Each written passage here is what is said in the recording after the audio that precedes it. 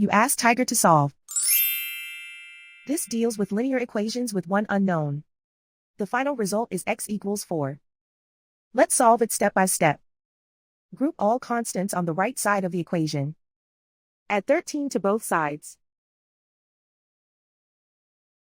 Simplify the arithmetic.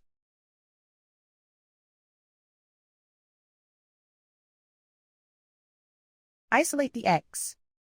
Divide both sides by 9. Simplify the fraction.